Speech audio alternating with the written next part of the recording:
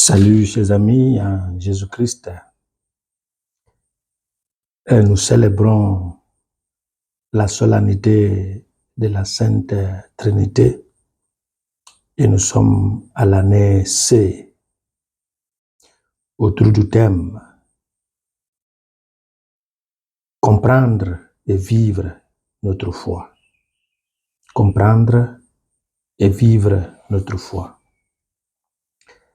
Juste après le dimanche de la Pentecôte, l'Église catholique entre dans la deuxième phase du temps ordinaire, commencée après le baptême du Seigneur, et avec une petite pause orchestrée par la période du carême et le temps pascal. Et cette deuxième phase, d'une seule période du temps ordinaire, va terminer la veillée de la première semaine ou du premier dimanche de l'Avent après la 34e semaine ou le 34e dimanche de temps ordinaire, à savoir la solennité du Christ roi. Et au cours de cette période, nous sommes nourris par l'Église des 4 solennités majeures qui soulignent la centralité du mystère pascal et qui nous permettent d'approfondir certains aspects de ce mystère. Et ces solennités commencent par ce que nous célébrons aujourd'hui, la solennité de la Sainte Trinité, ensuite le Corpus Christi, du corps et du sang du Christ. Et la troisième sera le Sacré-Cœur et la quatrième sera le Christ roi au 34e dimanche du temps ordinaire. Aujourd'hui, nous célébrons le centre de notre foi catholique chrétienne, notre foi en Dieu le Père, le Fils et l'Esprit Saint. La Trinité vit dans une communion d'amour et cette fête nous appelle à vivre dans l'amour avec tous. C'est une fête qui nous rappelle du merveilleux plan du salut qui trouve son origine dans l'amour du Père qui a envoyé son Fils unique et le Fils au terme de sa vie terrestre suite à sa résurrection et son ascension nous a envoyé par la collaboration du Père qui accomplit toute promesse, nous a envoyé l'Esprit Saint, le Paraclet, qui procède selon notre credo du Père et du Fils. Et Père, Fils et Esprit Saint nous invitent à les rejoindre dans une vie de communion et de solidarité avec les autres, jusqu'à ce que tout le peuple du monde se rassemble en tant que nouvelle famille de Dieu. Et c'est l'objectif de la famille de racheter, être famille de Dieu. Alors, en célébrant cette fête, cette foi, et nous rappelle ce que nous avons, si vous voulez, rencontré au cours de notre histoire dans l'Église catholique, à savoir la controverse entre l'Église catholique occidentale et orientale. Un développement, si vous voulez, doctrinal, a encore intensifié la division évidente Est-Ouest dans l'Église. Le problème était centré sur la question de savoir qui a envoyé l'Esprit Saint, le Père ou le Père et le Fils. Alors, le grand théologien du 5e siècle, à savoir Saint Augustin d'Hippone, entre 354 et 430, a fortement argumenté que l'Esprit Saint a été envoyé, procédé à la fois par le Père, envoyé par le Père et par le Fils. En 1689, au Concile occidental, ça veut dire de l'Église de Rome, qui s'est réuni à Tolède en Espagne, les théologiens occidentaux ont ajouté au credo de Nicée de 381 l'idée que l'Esprit Saint procède du Père et du Fils, ce qui constitue en latin le filioque et du Fils. Mais les théologiens orientaux de l'Église orthodoxe ont fortement protesté contre cette addition, cet ajout. Ils insistent que c'est le Père qui a envoyé l'Esprit Saint. Et cette controverse est donc appelée la controverse filioque, une division doctrinale qui nous donne aussi une histoire deux églises dans une seule église. Bon, Dieu fera grâce, la foi continue.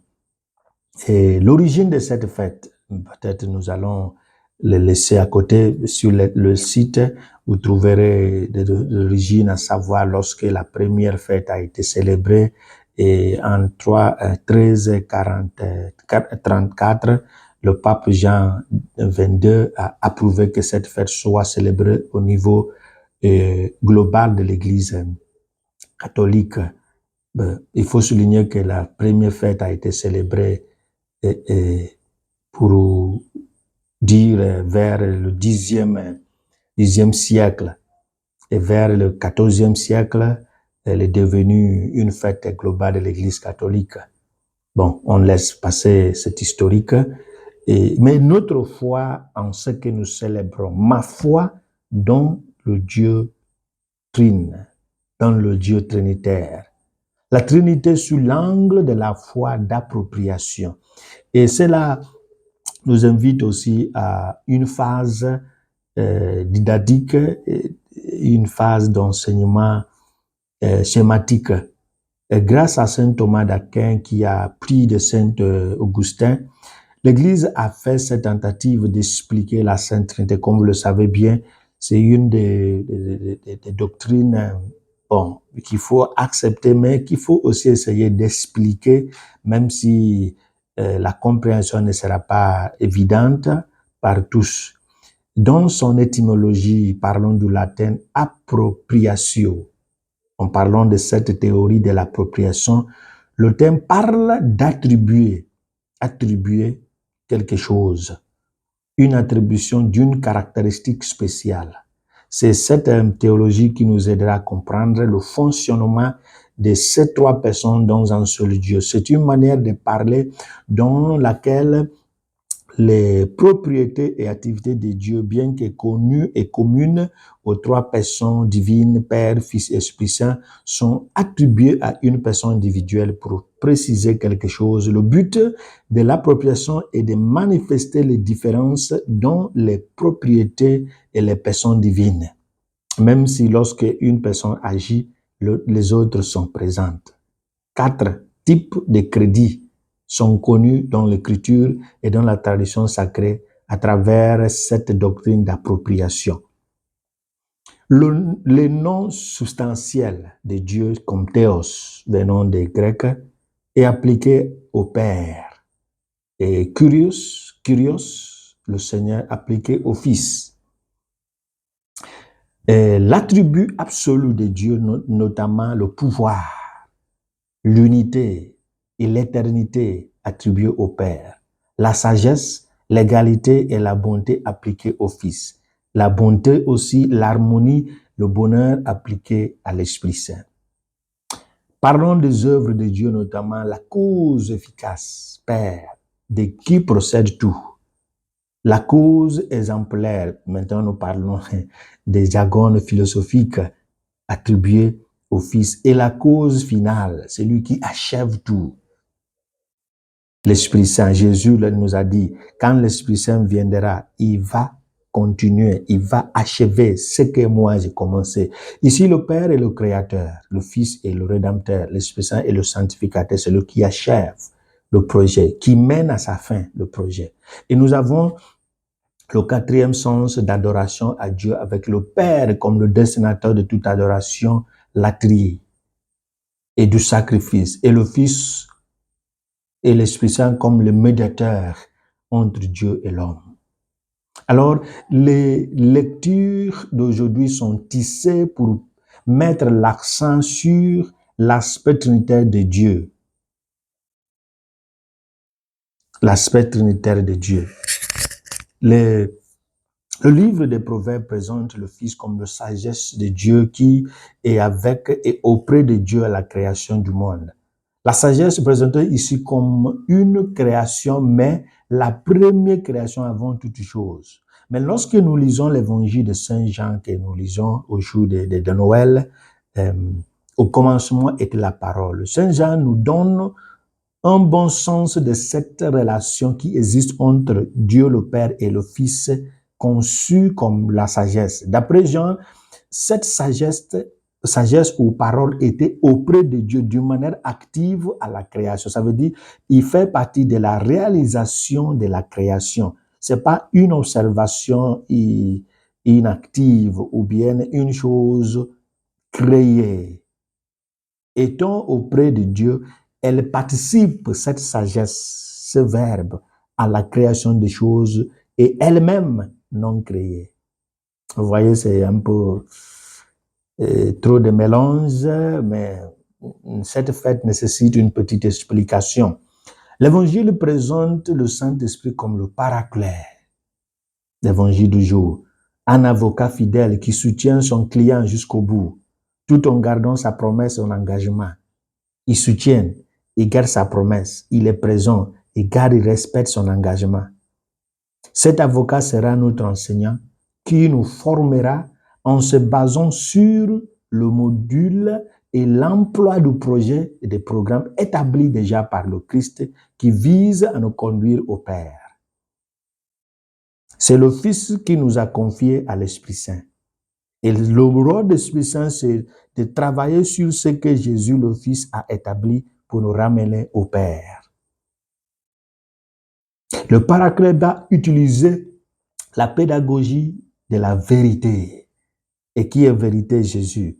Et va employer l'autorité d'un envoyé du Père, l'autorité du Christ, de Jésus, par la promesse du Fils. Je vous enverrai, lorsque je serai auprès du Père, le Paraclet, pour nous convaincre à croire à ses enseignements. C'est le même enseignement. Il va nous aider à approfondir, à faire asseoir le contenu de ce message. Et Paul nous invite à considérer le Saint-Esprit comme celui qui nous rappelle que nous sommes sauvés par la grâce. Éphésiens chapitre 2, versets 8 à 9. À travers cette théologie d'adoption de Paul, Paul va présenter l'Esprit Saint comme l'amour de Dieu qui a poussé le Père à envoyer le Fils, qui nous a accordé, grâce à sa passion et à sa résurrection, accès à Dieu. Et en nous justifiant par notre foi en Dieu, où se trouve notre paix, où se trouve notre espérance et où se trouve notre être et mouvement. Grâce à l'Esprit Saint, nous croyons fortement que notre espérance ne nous décevra jamais. C'est l'Esprit qui donne cette conviction. C'est l'Esprit qui nous dit que nous sommes des filles et des fils de Dieu. C'est lui qui nous dit d'oser appeler Dieu Abba, Père. Vous voyez comme il est beau d'avoir cette célébration.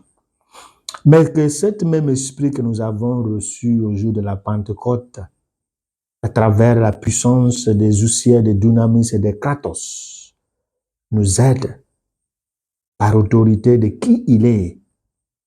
Il reçoit même adoration et même honneur. Il est Seigneur, il procède du Père et du Fils.